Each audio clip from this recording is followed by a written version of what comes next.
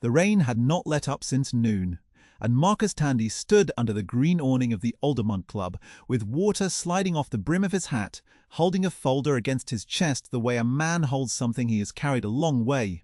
He was 46 years old. He had been to that block 100 times. He had never once walked through that door. A doorman in a grey coat with brass buttons stepped out before Marcus could reach for the handle. The man's eyes moved down the length of him, the wet hat, the plain navy raincoat, the scuffed brown shoes, and something in his face settled into a decision it had made before Marcus said a word. "Members only," the doorman said. "Deliveries go around the side." Marcus did not move. He had an appointment, he explained, with a Mr. Hale Wennick on the 4th floor at 2 o'clock. He gave the name evenly. He even smiled. The small, patient smile of a man used to being asked twice for the same thing. The doorman did not check a list. He did not step aside. He said the thing that would follow Marcus for the rest of that long afternoon, the thing he would hear again in his own head as the clock turned: "Get out. We don't serve your kind here." And then, quieter, as if to soften nothing, as if it were a fact of weather: "This isn't a place for you. Here is what you need to understand before we go any further." By 2 o'clock that afternoon, the man standing in the rain owned more square footage in that city than anyone inside that building. He just had not bought this particular one yet. Let me take you back, because the doorman's sentence is not where this begins. It begins in a narrow row house 40 years earlier, in a kitchen that smelled of starch and strong coffee, where a boy did his arithmetic at a table that wobbled on one short leg. Marcus grew up 2 miles from the Aldermont, in a part of the city the club's members drove through with the windows up. His mother, Delphine, ran the books for 3 corner businesses and cleaned a 4th after closing. His father had left where Marcus was small, and what remained of the man was a single object, a brass key fob shaped like a closed padlock, heavy as a river stone, with the worn initials of a building super stamped into the back. Delphine kept the fob in a coffee tin on the windowsill. She told Marcus the story so many times. It became a kind of weather in the house. His father had been the man who held the keys to a building he could never have lived in. The keys were real. The doors they opened were never his. She would set the fob in the boy's palm and close his fingers around it. "A key is just a promise somebody made about a door," she said. "The question is always who gets to keep the promise." Marcus did not fully understand her then. He understood the weight of the brass. He understood that his mother could look at a column of numbers the length of his arm and find the one figure that did not belong, the way a tongue finds the one cracked tooth. He learned that from watching her. She never told him he was clever. She handed him the ledger and a pencil and waited. He remembers one particular night because it was the night he stopped being a boy who watched and became a boy who worked. He was 8. Delphine had come home late from the 3rd of the corner businesses, the dry cleaner 2 blocks over, and she had spread its ledger on the wobbling table under the one good bulb in the kitchen. She did not ask him to help. She set a second pencil down beside the first and went to put on the coffee. And the second pencil was the whole invitation. Marcus picked it up. He found the column she was working and he ran it twice. And the second time he found a $40 charge that had been entered in the wrong month. A small thing and nothing, the kind of thing that costs a small business its breath at the end of a hard quarter. He did not announce it. He circled it lightly and slid the page toward her chair.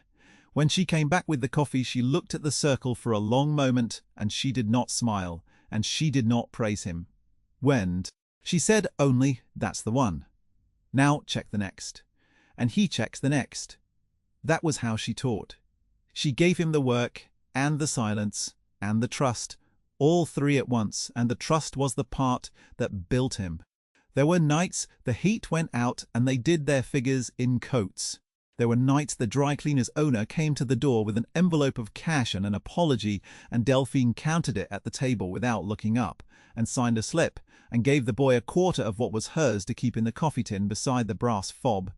The tin held both, the promise and the small steady wages of a woman who could value the city and was never paid to own any of it. Marcus learned the arithmetic of that tin before he learned the arithmetic of anything else. By the time he was 9, Marcus could run the rent rolls for the corner grocery faster than the owner could. By 12, he understood what his mother understood and never said aloud, that the men who owned the buildings were rarely the men who knew the buildings. The owners knew the price. His mother knew the boiler, the back taxes, the tenant on the second floor who paid late but always paid, the roof that had 2 winters left and not 3. Knowledge like that did not come with a deed, it came with attention. And attention was the one thing nobody could repossess. Let me paint the full picture for you, because this is the gap the whole story turns on. The elegance of his mother's mind, the poverty of her shoes. That gap? Delphine could value a property to the dollar and never owned a square foot of anything but the lease on a 2-room flat. She died when Marcus was 31 of a heart that had worked too long without rest, and she left him the coffee tin, the brass fob inside it, and a single sentence she had written on the back of a utility envelope in her careful, upright hand. Buy the things they think you can only sweep. He kept the envelope. He still has it. We will come back to it. Marcus did not go to a famous school. He went to the community college on the bus line 2 years, and he kept the records for a property manager at night to pay for it. The property manager, a tired man named Sol Mercer, taught Marcus the parts of the trade that are not in any book, how a lien sits on a title like a stone in a shoe, how a distressed seller talks, the particular brightness that comes into a voice right before a person agrees to far less than they wanted, how to read a building's bones by walking its basement. Sol was 60 when Marcus came to him, a man who had managed other people's properties for 30 years and owned none of them, and there was a bitterness in him that Marcus chose to learn from rather than catch. Sol would walk a basement with a flashlight and a long screwdriver, and he would tap the joists and listen, and he would scrape a thumbnail along a foundation seam, and he would tell Marcus things the inspection reports never said. This one has water coming in from the east wall, he would say, and the owner does not know it yet, and when he finds out, he will sell it for whatever a tired man asks on a Friday. Pay attention to the water, Sol said. Everybody looks at the lobby, nobody looks at the water. The water is where the truth lives. Marcus rode the late bus home from those buildings with his notebook full, and he copied Sol's lessons into a second notebook that he kept under his mattress, the way another young man might have kept money. He learned to read a title the way his mother read a ledger, looking for the one entry that did not belong. He learned that a building is a stack of promises, some of them written down, then most of them not, and that the man who knows which promises are about to break is the man who can stand quietly at the right door at the right hour. Sol never owned anything. He died in a rented room. But he handed Marcus the flashlight and the long screwdriver and a way of seeing, and Marcus carried all 3 out of that job and never set them down. Marcus learned. Then he did the thing his mother had told him to do. He started small, where no one was watching, because no one watching was exactly the advantage. His first building was a 4-unit walk-up in a neighborhood 3 streets from where he was born, bought at a tax auction with money he had saved, one careful sum at a time, plus a loan he had argued for in a bank office where the officer kept glancing at the door as if expecting someone more suitable to arrive.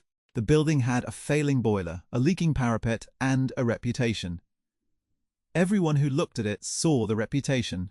Marcus saw the boiler, which was a $4,000 fix, and the location, which was about to stop being cheap. He fixed the boiler himself, on his back on the concrete floor, with a borrowed wrench and a manual open on a milk crate, and it took him a Saturday and most of a Sunday. And when the pilot finally caught and held, he sat in the dark of that basement and listened to heat move through a building for the first time in a year. There was an old woman on the 3rd floor named Coretta, who had wrapped herself in 2 coats to sleep through the previous winter, and when the radiators ticked warm that night, she came down the stairs in her slippers to see if it was true, and she put her hand flat against the warm metal and held it there. And she did not say thank you because the moment was past thanking. She said, "You stayed. The last 3 owners did not stay." Marcus never forgot the way she said it because she had named the whole thing in 2 words. The last 3 owners had taken the rent and left the cold. He stayed. He repointed the parapet over 2 summers, learning the work as he went, his hands raw the first weeks and steady by the end. He kept the rents fair and the hallways lit. He replaced the lock on the front door with one that worked, and he gave Coretta the first new key, and she kept it on a string around her neck. The tenants who had been treated like a problem began treating the building like a home, and they swept their own landings without being asked, and the building, which everyone had seen as a reputation, became what it had always secretly been, which was a place where people lived. Within 4 years, it was worth 3 times what he paid. He did not sell it, he borrowed against it and bought the next one, and he did the same thing again and again, and the pattern never changed, because the pattern was the point. This is the part the men inside the Aldermont never saw, because it happened in basements and at kitchen tables, and in the grey hours before the city woke. There was no spectacle in it. There was only a man who had decided that the quiet work was the real work, and who did it for 15 years while almost no one knew his name. He bought a corner laundromat and the apartments above it. He bought a shuttered bakery and turned the ovens cold into a small market that a family from 2 doors down still runs today. He bought a parking lot that everyone called worthless because no one had bothered to check that the zoning had quietly changed. He bought carefully, with attention, the way his mother had taught him, and he held what he bought. By the time he was in his 40s, Marcus Tandy controlled, through a plane company with a plane name, more than 60 buildings across the older heart of the city. He had no sign on a tower, he had no portrait in a lobby. He drove a 6-year-old sedan and wore the same navy raincoat for 9 winters and carried his father's brass fob in his right coat pocket where his thumb found it without his thinking. He had also that spring begun to assemble something larger than anything he had done before. A block of the old downtown, 8 adjacent properties around a single anchor was coming loose all at once, the way a knot loosens when one cord finally gives. The anchor, the building that made the whole block make sense, was the Aldermont. The green awning, the brass buttons, the men with the windows up. Now you know why he was standing in the rain. The Aldermont Club was 110 years old, and for most of those years it had been precisely what it looked like, a private place for a particular kind of man to do a particular kind of business behind a door with a lock. It had a dining room with high windows, a library nobody read in, and a 4th floor of small offices where members met people they did not want seen meeting. It also, and this is the part that mattered, had not turned a real profit in 11 years. It survived on dues from members who were dying faster than the club replaced them, and on a mortgage it had refinanced twice, the second time on terms that a careful reader would have called a slow surrender. Marcus was a careful reader. Hale Wennick was the club's managing director, and he had asked for the meeting, not the other way around. Wennick did not know who Marcus was, not really. He knew only that a quiet company had been buying the buildings around his, and that this company's representative had agreed to come hear a proposal about the club's debt. Wennick assumed the representative would be a lawyer in a good suit, the kind of man the Aldermont was built to receive. He had not asked for a name beyond the one on the appointment book, and the name on the appointment book meant nothing to him. So when his assistant rang up at 2:05 to say the visitor had not arrived, Wennick felt only mild irritation and went back to the figures on his desk, figures he did not like. Down at the door, Marcus stood another moment in the rain. He did not raise his voice, he did not reach for the folder to prove anything. He had learned long ago that proving yourself to a closed door only teaches the door it was right to close. He looked at the doorman and he said one thing, calm and unhurried. You may want to remember that you said that. Then he stepped back into the weather, and the green awning dripped behind him, and the brass buttons stayed exactly where they were. Here is the moment from the beginning of the story. The one I told you to hold. The man who was told this isn't a place for you had, in his coat pocket, a signed option to purchase the note on that very building. An option that came due that week. He had not come to ask for entry. He had come to finish a transaction that was already most of the way done. The doorman had not blocked a stranger. He had turned away the new landlord and made the turning away the first official act of a new ownership that had not yet announced itself. Marcus walked 4 blocks in the rain to a small office above a print shop, an office with no name on the door, and he sat down across from the 2 people who had built this thing with him. The first was Renata Okeke, a structural engineer who had walked the basement of every building Marcus had ever bought, including the Aldermonts 8 months earlier, on a maintenance pretext, with a clipboard and a hard hat and a calm that opened doors no key could. She knew that building's bones better than any member who had eaten in its dining room for 30 years. The second was an attorney named Junius Falk, older, slow-spoken, who had spent a long career closing quiet deals for people the city overlooked, and who had been waiting most of that career for one that felt like this. Let me tell you how Renata got into that basement, because it matters. And because the alderman's own certainty was the thing that let her in. 8 months earlier, a work order had gone to the club's facilities office, routed through a maintenance contractor the club had used for years, requesting a routine inspection of the building's steam risers ahead of a winter the insurer was asking questions about. The club approved it without a second thought, because men who are certain of their walls do not study the people who come to check them. Renata arrived in a contractor's coat with a clipboard and a hard hat, and the same kind of doorman who would later tell Marcus to go around the side waved her toward the service entrance without a glance, and that indifference was the door she needed. She spent 4 hours in the Aldermont's basement. She photographed the riser tags and the foundation seams, and more to the point, the brass plate on the main service panel that listed the building's recorded reserve account and the date of its last required deposit, a date that was 2 years stale. She walked out the way she had walked in, invisible, and she carried in her clipboard, the single fact on which everything would later turn. The men upstairs never knew her name. They had been trained their whole lives not to see her, and Marcus had built his entire plan on the certainty that they would not start now. Renata set her photographs on the table that rainy afternoon, the riser tags, the seams, and the picture of the stale reserve date, and she tapped the last one with one finger. They have not funded it in 2 years, she said.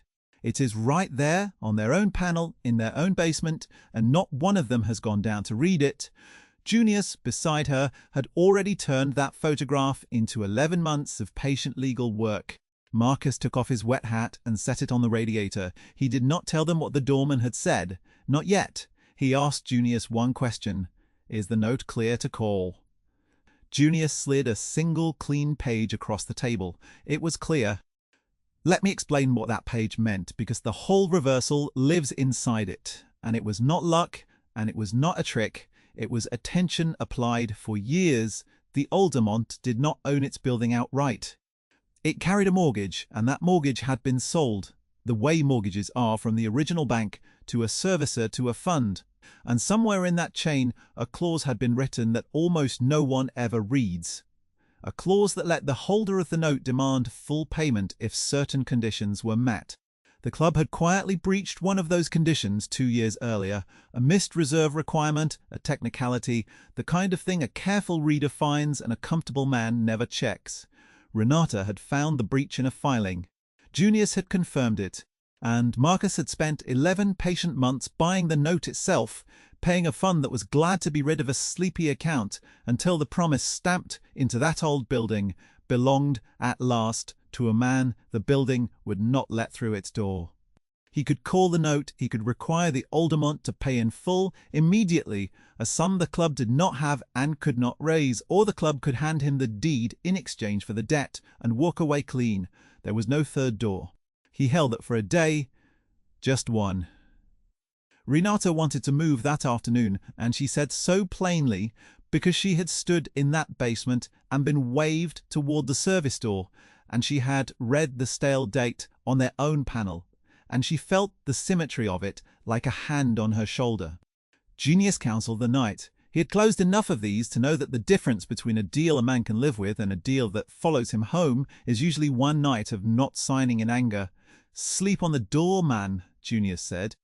Then decide what kind of owner you want to be on the morning after, not the afternoon of. Marcus heard the wisdom in it, and he let them both go home. And he stayed.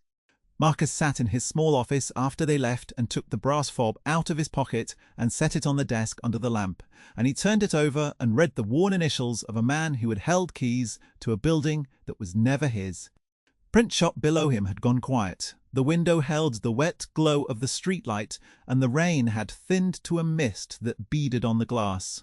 He thought about the doorman, who was not a powerful man, who was a working man in a borrowed coat, doing the one cruel thing the building paid him to do.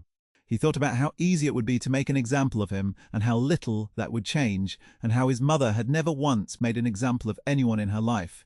She had only ever made things right and moved on to the next column. A key is just a promise somebody made about a door. The question is always who gets to keep the promise. He thought about his mother's shoes. He thought about the envelope in the coffee tin.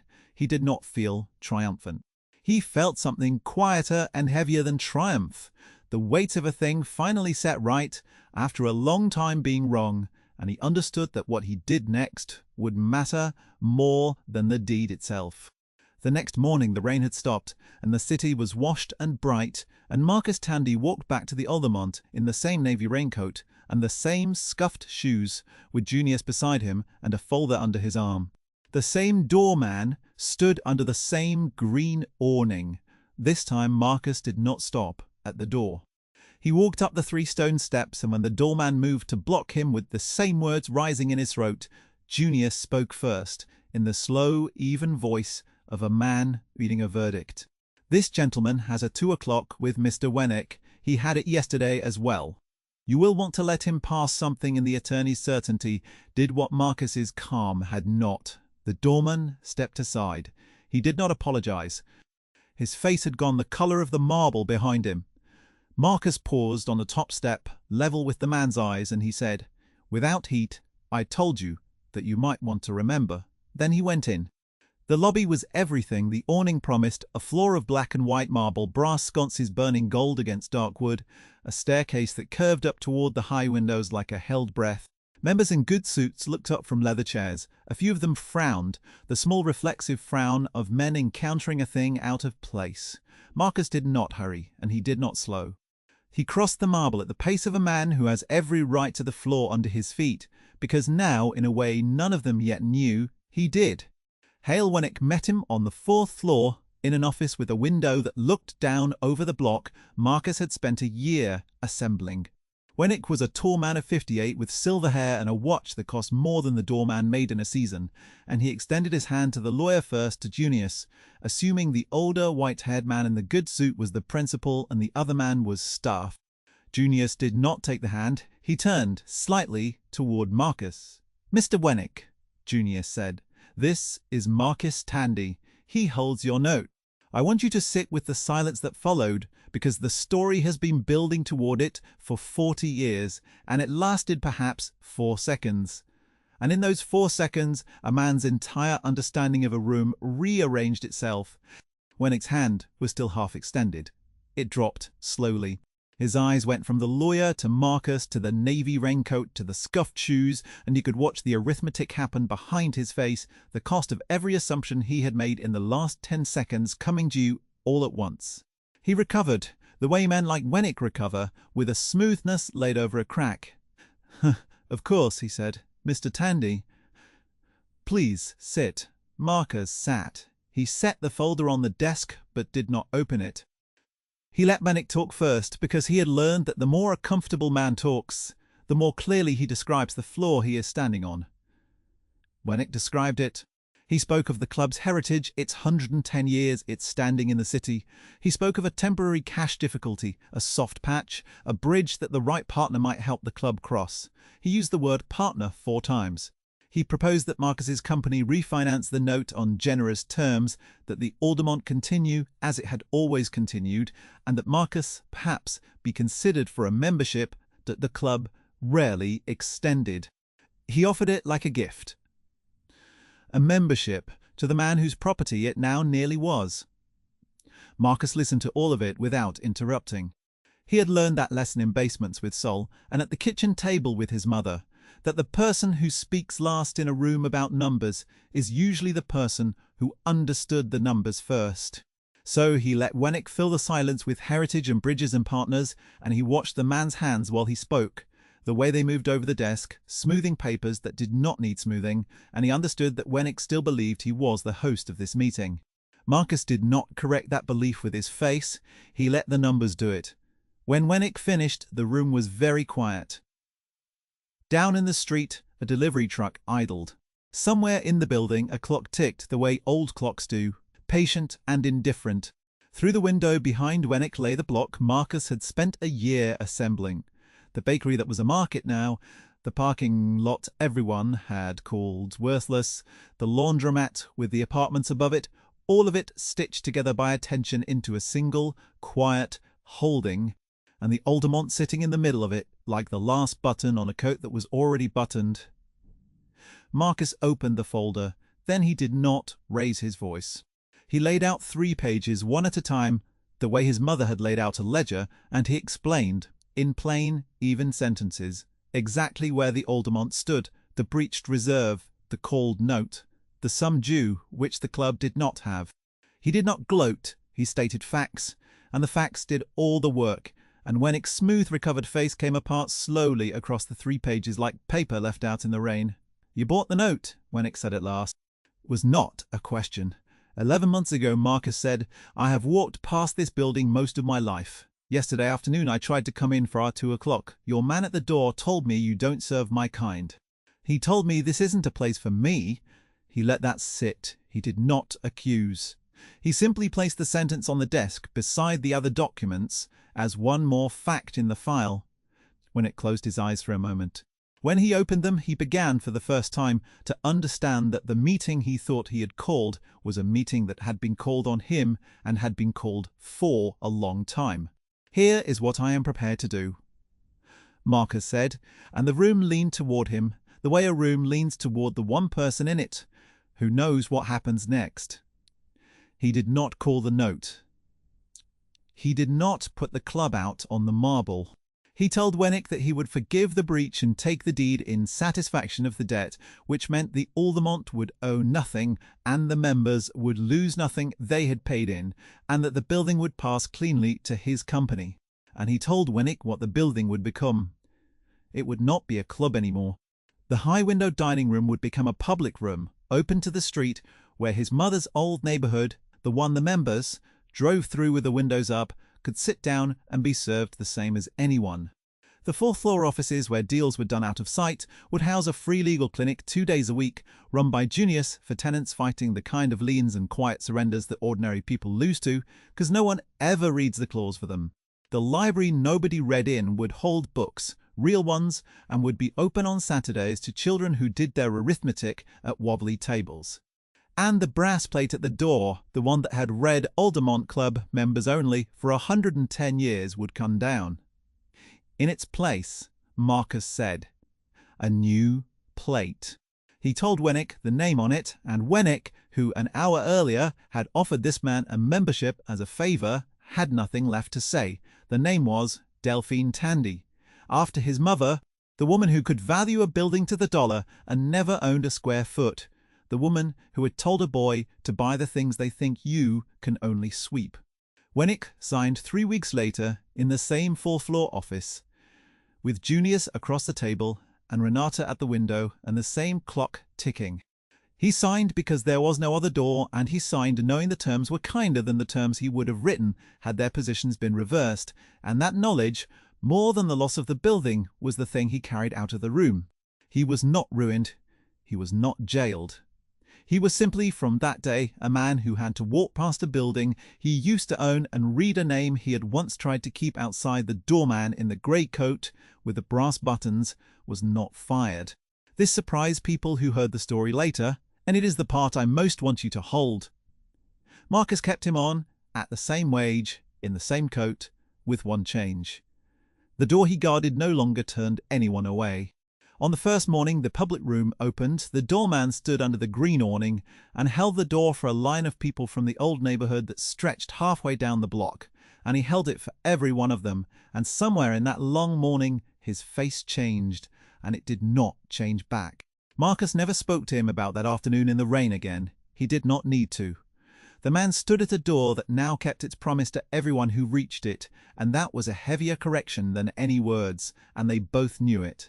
Renata walked the basement one last time before the work began, the same basement she had walked 8 months earlier with a clipboard and a borrowed pretext, and this time she went down the stairs as what she was, the engineer of record, the woman whose attention to one file breach had turned a closed door into an open one. She put her hand on the old boiler, sound and humming, and she laughed once in the dark quietly, the way a person laughs when a long bet finally comes home. Junius opened the legal clinic on a Tuesday. The first person through the door was a woman who had nearly lost her late husband's too-flat to a lien she had not understood, written in a clause no one had read to her, and Junius read it to her, slowly, line by line, until she understood every word. And then he helped her keep her home. He did that 2 days a week, until he was too old to climb the stairs, and then he trained the people who do it now. The children came on Saturdays. They did their arithmetic at tables that did not wobble under high windows that 100 years of members had looked out of and never once thought to share, and the librarian, an old friend of Delphine's named Coretta, the same Coretta who had once slept in 2 coats and put her hand against a warm radiator and said you stayed, kept a coffee tin on the windowsill for no reason she ever explained. She was old now and slow on the stairs, and she sat in a good chair by the window and helped the children find the one figure in a column that did not belong, the way a woman she had loved once helped a boy at a wobbling table, and the building that had been built to keep her kind on the sidewalk taught her grandchildren their numbers in its best light. One Saturday, a boy of about 9, new to the room, asked Coretta, whose name was on the plate by the door, because he had read it on the way in, and it was not a name he knew. Coretta set down her pencil. She told him it was the name of a woman who could look at a whole city and see exactly what it was worth, and who was never once allowed to own any of it, and whose son had bought the building anyway and put her name where everyone coming in would have to pass it. The boy thought about that. Then he asked the only question that mattered, the question a child asks because no grown person has taught him yet not to. Did she ever get to come inside? And Coretta, who had been inside that building exactly once before that year, a contractor's basement she was not in, looked at the high windows and the children at the tables and said, she is inside now. She is in the door. She is in the light. She is in every single one of you who gets to sit here. And the boy, satisfied, went back to his arithmetic and found the figure that did not belong and circled it lightly and slid it toward her chair. And the brass plate went up by the door, at eye level, where everyone who entered would pass it. Delphine Tandy? No title, no club. Just a name, in plain letters, on a building she had been born 2 miles from and would never see, given at last the one thing the city had spent its whole life withholding from people like her, a door that opened. On the morning they hung it, Marcus stood across the street in his navy raincoat and watched 2 workmen set the screws. When they finished, he crossed the marble lobby he had been refused at the door of, and he climbed the curving stair to the 4th floor, and he stood at the high window over the block he had assembled out of 15 years of basements and ledgers and patient attention. He took the brass fob out of his right coat pocket, the closed padlock heavy as a river stone, his father's worn initials on the back. He turned it once in his fingers. Then he did not put it back in his pocket. He carried it down to the door, and he set it on the small shelf beneath his mother's nameplate, where the old key fob and the new name could sit together. The promise and the keeper of it, in the same building at last, on the same side of the door. He thought of his mother's voice in the starch kitchen. A key is just a promise somebody made about a door. The question is always who gets to keep the promise. She had kept hers, he had kept his. And the door, after 110 years, finally kept its own. Now I want to say one thing to you before we let this rest, because the story is not really about a building, and it was never really about a man in the rain. The afternoon someone tells you that you are not the kind of person a place is for, they are telling you something true about the place and nothing at all about you. The doorman thought he was guarding a threshold. He was only standing in front of one. There is a difference, and the difference is the whole story.